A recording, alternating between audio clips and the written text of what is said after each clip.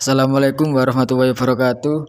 Perkenalkan, nama saya Nur Sirajul Anam dari Universitas Nahdlatul Ulama Sidoarjo akan menjelaskan tentang evaluasi pembelajaran. Untuk yang pertama, pengembangan instrumen tes. Yang kedua, analisis butir soal. Yang ketiga, pengolahan hasil belajar siswa. Dan untuk yang pertama ialah pengembangan instrumen tes. Konsep tes evaluasi pembelajaran, yaitu tes merupakan sekumpulan butir pertanyaan yang berfungsi untuk mengukur aspek psikologis tertentu. Aspek psikologis itu dapat berupa prestasi belajar yang merupakan kemampuan intelektual.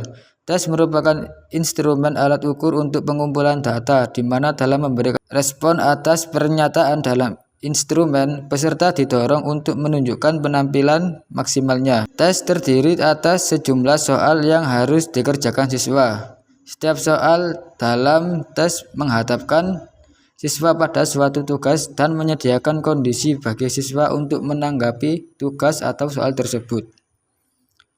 Menurut Eva dan Nirwana tahun 2021 halaman 239, ada beberapa hal yang penting diperhatikan dalam penilai syarat-syarat tes yang baik, diantaranya 1. Valid sahih, 2. Reliabilitas handal, 3. Distandarisasikan, 4. Tes harus objektif, 5. Tes harus diskriminatif, 6. Norma. Jenis-jenis tes. Menurut Gufron dan Sutama tahun 2011, ada beberapa jenis tes. Sebagai pengukur tes dapat dibedakan menjadi beberapa jenis adalah sebagai berikut. Yang satu, tes seleksi. Yang kedua, tes awal. 3. Tes akhir. 4. Tes diagnostik. 5. Tes formatif. 6. Tes sumatif. 7. Jenis tes individu dan kelompok. 8. Jenis tes menurut jawaban. Penyusunan tes.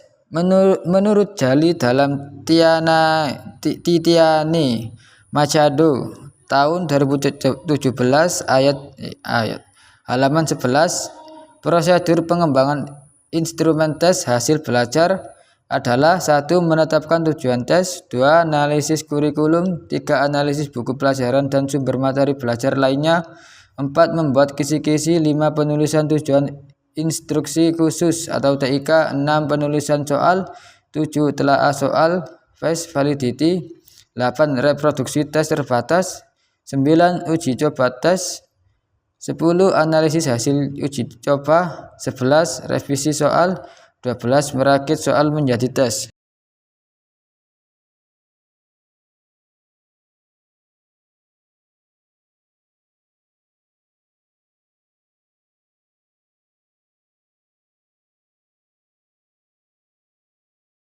Pembahasan yang kedua yaitu analisis butir soal.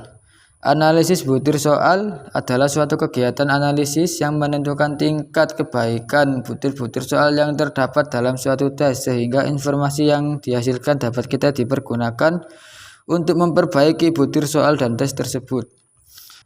Analisis kualitas soal tes adalah prosedur sistematis yang dilakukan untuk mengetahui kualitas dari setiap item atau butir soal dalam suatu tes. Dalam analisis kualitas soal dibagi menjadi dua bagian, yaitu 1. Analisis kualitatif teoretik, 2. Analisis kuantitatif atau empirik. Analisis kualitatif teoretik. Analisis kualitatif sering pula dinamakan sebagai validitas logis atau logical validity, yaitu berupa penelaahan yang dimaksud untuk menganalisis soal ditinjau dari segi teknis, isi, dan editorial. Yang kedua, analisis kuantitatif atau empirik. Teknik analisis kualitas butir soal secara kuantitatif dikenal juga dengan istilah analisis empirik. Itu ada dua, yaitu validitas, 2. reliabilitas.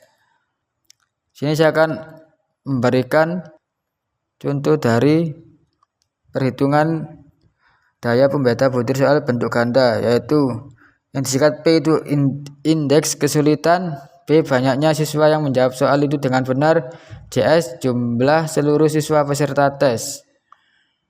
Yang ketiga yaitu pembahasan selanjutnya pengembangan hasil belajar siswa. Istilah pengelolaan, kelola, mengelola yang artinya mengendalikan, menyelenggarakan, mengurus. Kata pengelolaan artinya proses, cara, perbuatan mengelola, sedangkan belajar secara luas diartikan sebagai proses interaksi siswa terhadap semua situasi yang ada pada sekitar siswa tersebut. Hakikatnya adalah perubahan. Menurut Rusman tahun 2013. Pengelolaan hasil belajar siswa adalah proses menganalisis, menafsirkan, dan menelusuri data atau informasi tentang hasil belajar siswa dalam bentuk angka, predikat, atau deskripsi, menguasai bahan yang sudah diajarkan. Teknik pengolahan hasil belajar itu ada 3, yakni 1. Ranah kognitif, 2. Ranah afektif, 3. Ranah psikomotorik. Sudah, sekian dari presentasi kami, semoga bermanfaat. Terima kasih, saya akhiri. Wassalamualaikum warahmatullahi wabarakatuh.